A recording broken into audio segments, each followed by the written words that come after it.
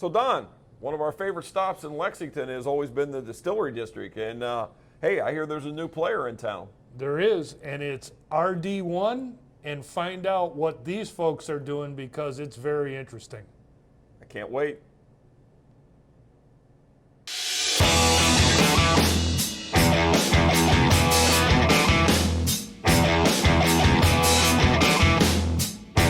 Hi, welcome to this week's edition of What's New at Charlie's. So this week we got a whole bunch of stuff. You up for it, Don?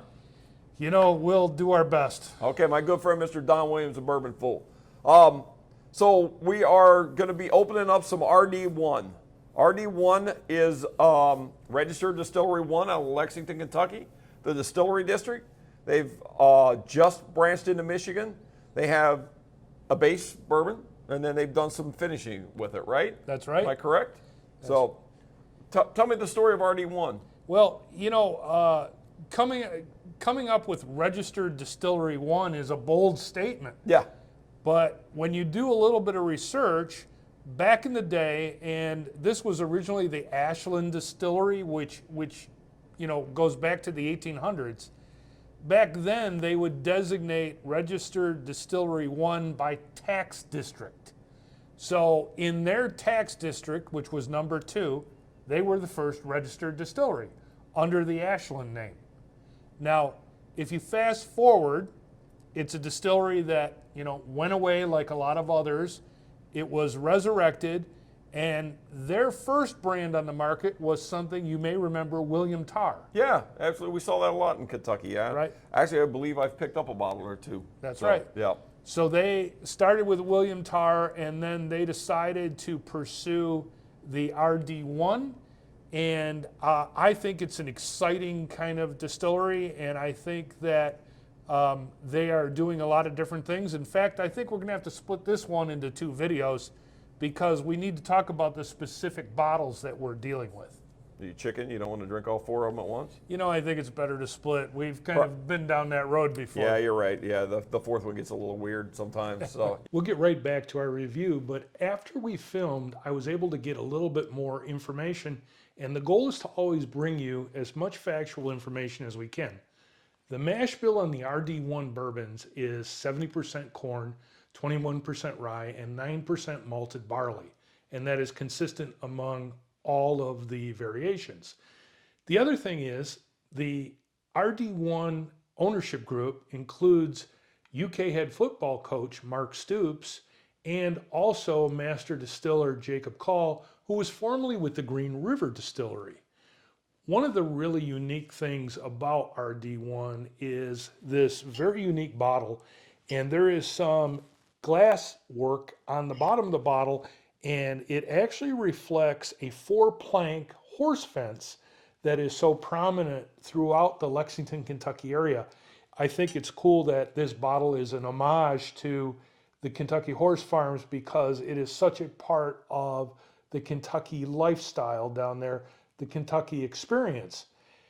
Don't forget to watch part 2 because the 2 variants that we are going to talk about in part 2 are very unique bourbons with very special flavor profiles. Thank you, and back to our video review. But, you know, they are doing big things, and when we talk about Distillery District, it's right down the street from the district itself. So where the Pepper Distillery is, Yep. and some other tasting rooms. And breweries, yeah. Breweries. It's a cool area if you're in the area. Stop and check it out. Yeah, if you've never seen it, you need to go.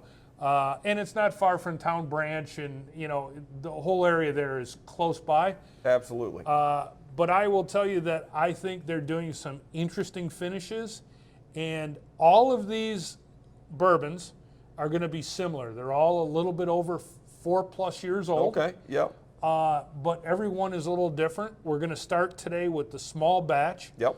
which is a Kentucky straight bourbon, small batch, 98 proof. Okay. All right. And then the other one we'll talk about today is 101 proof that has a finish with French oak staves. Interesting. I actually usually I like a French oak stave. And you know, we'll compare those to start with. Yeah. And then next week we'll You'll get have to into tune the in next other week two. to see who the winner is, right? That's true. So that, that's what they call a cliffhanger, I think, in the biz, right? It is. Absolutely. Let's check this out, Don. Cheers. Cheers, buddy. There's a pretty good buzz on this stuff, right? I mean, I think they're going to be players.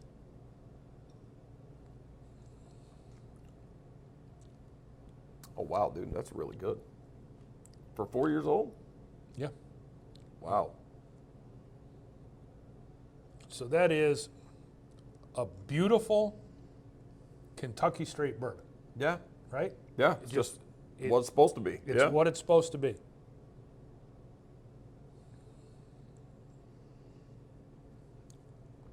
Wow, that's exciting. That's good. Really good. So So as far as we know, this is the base for the other three? I believe so.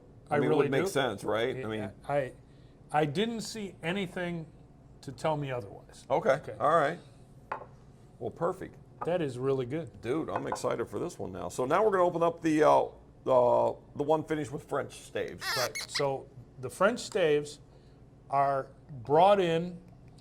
They actually age them in Northern California for a period of, almost 2 years. Uh-huh. Then they're cut, milled, toasted, and the finishing is done by actually inserting the French staves into the finished whiskey barrel.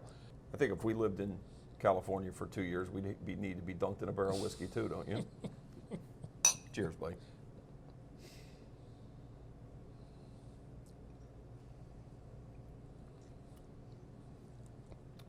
Now that really changed it up, for sure. Smoother, Yep. actually a different mouthfeel. Yeah, completely different, Creamier.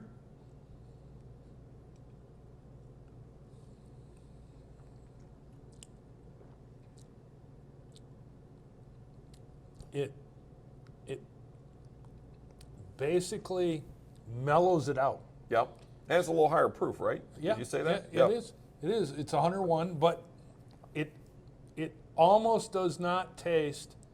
It doesn't come across as a higher proof than the first one. No, that's what I meant though. Is it? Yeah. Yeah. But I mean, it's only 3 proof, right? So. Would say is a Kentucky straight bourbon. Uh-huh.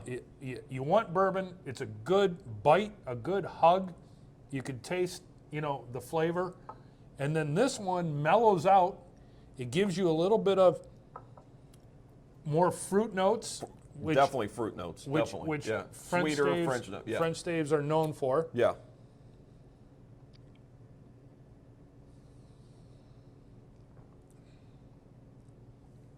And just overall more well-rounded, kind of more complex, but really easy drinking. Yeah.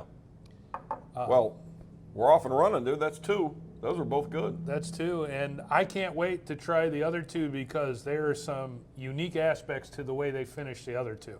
Yes, I will say one of the next 2 is the hardest one to find for sure. Charlie? All right, my friend. I'll see you next week. I'll see you next week. We'll pick up where we left off. Cheers, folks. Thank you for watching, everyone.